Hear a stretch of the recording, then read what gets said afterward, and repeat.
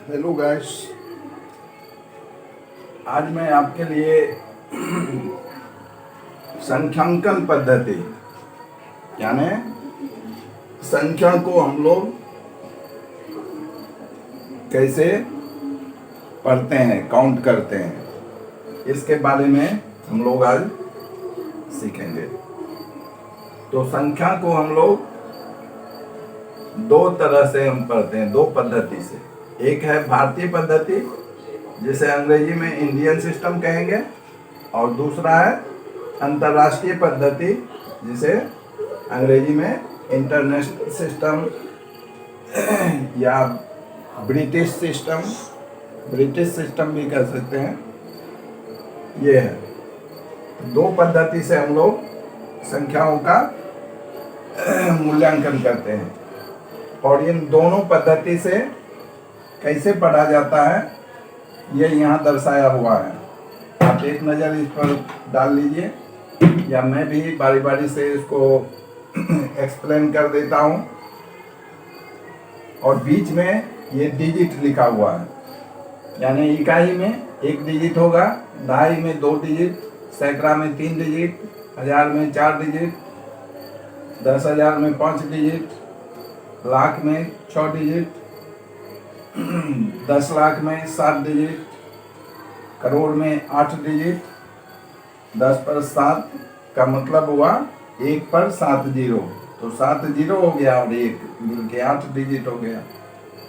10 करोड़ में 9 डिजिट, 1 अरब में 10 डिजिट, 10 अरब में 11 डिजिट, खरब में 12 डिजिट, 10 खरब में 13 डिजिट, नील में 14 डिजिट, 10 नील में 15 डिजिट, और पद्म में 16 डिजिट। तो इतने डिजिट का प्रयोग होगा इंडियन सिस्टम में। और इंटरनेशनल सिस्टम में, जिसे हम इसमें इकाई बोलते हैं, इंटरनेशनल सिस्टम में उसे हम वंश बोलते हैं। इंडियन सिस्टम में जिसे हम दहाई बोलते हैं, इंटरनेशनल सिस्टम में उसे हम टेंस बोलते हैं। इंडियन सिस्टम में जिसे हम सैकड़ा बोलते हैं, इंटरनेशनल सिस्टम में उसे 100 बोलते हैं। इंडियन सिस्टम में जिसे 1000 बोलते हैं, इंटरनेशनल सिस्टम में उसे 1000 बोलते हैं। इंडियन सिस्टम में जिसे 10,000 बोलते हैं, इसमें इंटरनेशनल में 10,000 बोलते हैं। इंडियन सिस्टम में जिसे हम लाख बोलते हैं, इंटरनेशनल सिस्टम में उसे 100,000 बोलते हैं। इंडियन सिस्टम में जिसे 10 लाख बोलते हैं, इंटरनेशनल सिस्टम में उसे मिलियन बोलते हैं।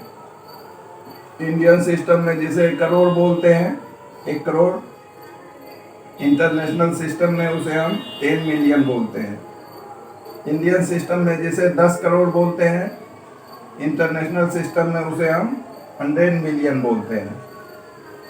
इंडियन सिस्टम में जिसे 1 अरब बोलेंगे, इंटरनेशनल सिस्टम में उसे बिलियन बोलते हैं। इंडियन सिस्टम में 10 अरब जिसे बोलते हैं, इंटरनेशनल सिस्टम में उसे 10 बिलियन बोलेंगे। इंडियन सिस्टम में जिसे 1 खरब बोलेंगे, इंटरनेशनल सिस्टम में उसी को 100 बिलियन बोलते हैं। इंडियन सिस्टम में जिसे 10 खरब बोलते हैं, इंटरनेशनल सिस्टम में उसे ट्रिलियन बोलते हैं। इंडियन सिस्टम में जिसे हम नील बोलते हैं, 1 नील, इंटरनेशनल सिस्टम में उसे 10 ट्रिलियन बोलते हैं। इंडियन सिस्टम में जिसे 10 नील बोलते हैं, इंटरनेशनल सिस्टम में उसे 100 ट्रिलियन बोलते हैं। इंडियन सिस्टम में जिसे 1 पद्म बोलते हैं, इंटरनेशनल सिस्टम में उसे हम क्वाड्रिलियन बोलते हैं। तो इस ढंग से हम लोग संख्यांकन करते हैं, यानी नंबर सिस्टम को दर्शाते हैं। और आगे क्वेश्चन हमें रहता है, जैसे 10 लाख कितना मिलियन। तो 10 लाख के सामने में देख रहे होंगे आप लोग, जो मिलियन लिखा हुआ है, तो 10 लाख बराबर 1 मिलियन। अगर आपको लिखा रहेगा 1 खरब बराबर कितना बिलियन, तो हम लिख देंगे उसमें 1 खरब बराबर 100 बिलियन। एक नील में कितना ट्रिलियन, तो एक नील में 10 ट्रिलियन होगा। अब इसे समझने के लिए हम कोई एक डिजिट, कोई एक नंबर लेते हैं। जैसे मान लीजिए 5 6 3 2 0 1 8 9, इतना डिजिट लिए। फिर इसी का एक और हम कॉपी कर लेते हैं, 56 32 0 1 8 9।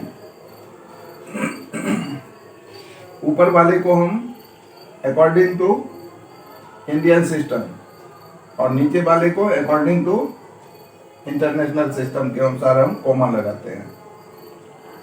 इसे भारतीय पद्धति से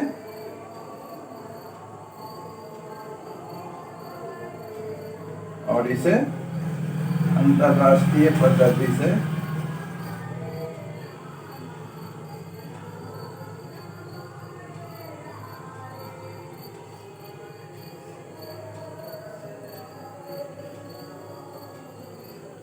हम कोमा लगाते हैं। तो भारतीय पद्धति में हमें ध्यान देना है राइट साइड से। कोमा किधर से लगाया जाएगा? राइट साइड से, यानी जिधर हमारा राइट हैंड रहेगा, दायां हाथ रहेगा, उधर से हम संख्यांकन शुरू करते हैं। तो भारतीय पद्धति में आगे से 3 डिजिट के बाद कोमा लगाएंगे, उसके बाद 2 डिजिट के बाद।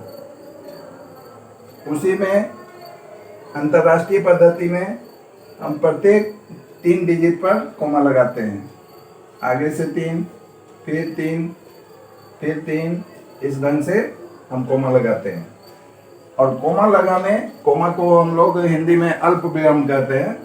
इंग्लिश में उसे हम कोमा बोलते हैं, लेकिन उसका हिंदी होता है अल्प विराम। अल्प माने हुआ थोड़ा, विराम माने ठहरना, यानी थोड़ा ठहरना है। और पूर्ण विराम में अल्प विराम का डबल समय लेना है, उसमें पूरा विराम रखना है। तो यहाँ हम देख रहे हैं हमारा ये 5 जो है, 5 कहाँ पर है? इकाई, दहाई, सैकड़ा, हजार, 10,000, लाख, 10 लाख, करोड़, यानी 5 करोड़। इसको हम क्या पढ़ेंगे? 5 करोड़। 5 करोड़, यानी इसको अगर हम नंबर नेम में लिखेंगे, जैसे कोई भी संख्या दिया हुआ रहता है और क्वेश्चन रहता है, इसे नंबर नेम लिखें, या इंग्लिश में रहेगा तो राइट इन वर्ड्स, ऐसे लिखा रहता है। तो वर्ड में लिखने के लिए कहेगा तो हम ऐसे इसको लिखेंगे 5 करोड़।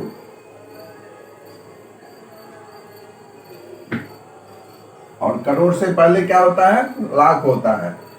करोड़ से पहले लाख, तो लाख के जगह पर कितना है? 63। तो इसको 63 को हिंदी में क्या लिखते हैं? 63 लाख। 5 करोड़ 63 लाख। और लाख से पहले 1000 होता है, तो 2 पर सुना है, यानी 20,000। 20,000। और उसके बाद सैकड़ा की जगह पर 1 है, तो 100।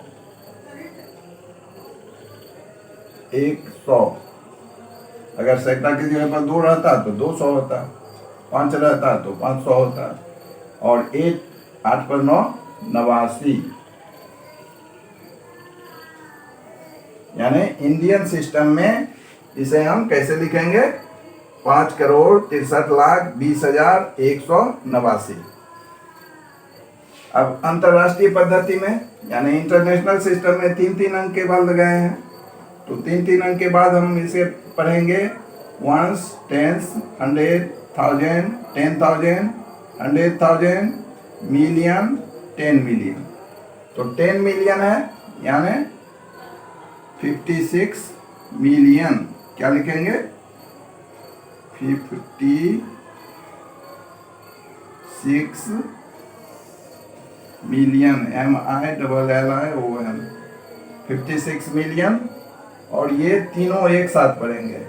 320 है, तो 320 को हम लोग क्या पढ़ते हैं? 320,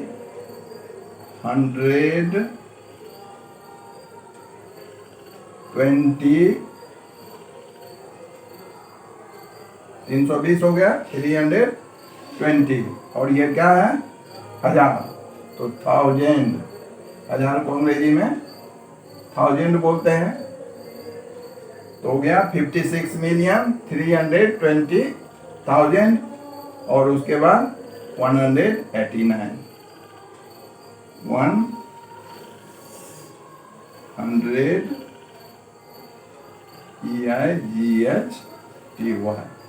89, यानी अकॉर्डिंग टू इंटरनेशनल सिस्टम हम ऐसे लिखेंगे, इंग्लिश में लिखेंगे, या हिंदी में भी लिख सकते हैं।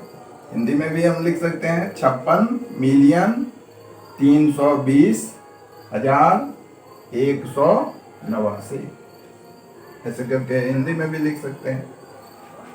यानी कहने का मतलब इंटरनेशनल सिस्टम में हम लोग बाईं साइड से ध्यान में रखना है हमेशा, कोई भी नंबर को, कोई भी संख्या को अगर हम काउंट करेंगे तो बाईं साइड से, दाईं साइड से, यानी हमारा जिधर राइट हैंड है, राइट हैंड की तरफ से। राइट हैंड मतलब दायां हाथ, जिस हाथ से हम लोग खाना खाते हैं वो राइट हैंड है, तो राइट हैंड के तरफ से ही काउंट करना है, ना कि लेफ्ट हैंड की तरफ से। लेफ्ट हैंड की तरफ से करेंगे तो वो गलत होगा, और राइट हैंड की तरफ से करेंगे वो सही है। तो हम लोग रोड पर चलते हैं, तो रोड पर भी हम लोगों को ये हमारा हाथ ही बता देता है कौन मेरा राइट साइड है, कौन मेरा लेफ्ट साइड है। तो उसी ढंग से हम लोग पता कर लेंगे, हमेशा राइट हैंड के तरफ से काउंटिंग किया जाता है। और भारतीय पद्धति में ध्यान में रखना है, आगे से 3 अंक छोड़ करके उसके बाद 2-2 अंक के बाद कोमा लगाएंगे। और अंतर्राष्ट्रीय पद्धति में यानी इंटरनेशनल सिस्टम में प्रत्येक 3-3 अंक के बाद कोमा लगाएंगे। और कोमा लगा देने से हमें फिर इकायदाही करने की ज़रूरत नहीं, अपने आप नज़र आ जाता है। जो 56 के बाद कोमा लगा हुआ है तो 56 मिलियन हो गया, 320 ये 2 कोमा के बीच में है तो 320,000 हो गया, और 189 हो गया। यानी शुरू से हमें 1 टेंस 100 करने से बच जाते हैं, जिससे समय की भी बचत होती है और हम एक परफेक्ट काउंटिंग करने वाले भी बन जाते हैं। तो आशा करता हूँ इस ढंग से आप लोग अगर इसको मेमोराइज कर लीजिएगा, अपने नॉलेज में रखिएगा, और एक परफेक्ट नागरिक बनने के लिए सेल्फ स्टडी बहुत ही इम्पोर्टेंट है। टीचर का काम है वही बस 15-20%, उनका काम केवल रास्ता दिखाना है, बताना है, आपको मोटिवेट करना है, और आपका काम है उस पर चलना। अगर आप जिंदगी में तरक्की करते हैं या कुछ बड़ा करते हैं तो 80% आपका उसमें योगदान है। तो टाइम तो आपको ज़्यादा देना है, क्योंकि टीचर का 20% है और आपका 80%, यानी 4 गुना।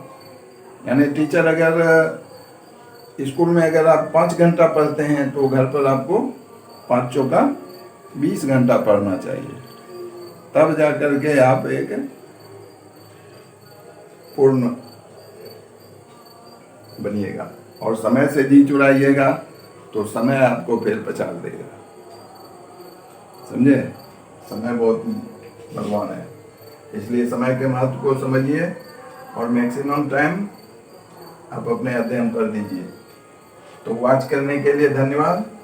आपका दिन शुभ हो। फिर मिलेंगे हम लोग नेक्स्ट टॉपिक के साथ अगले वीडियो में। धन्यवाद।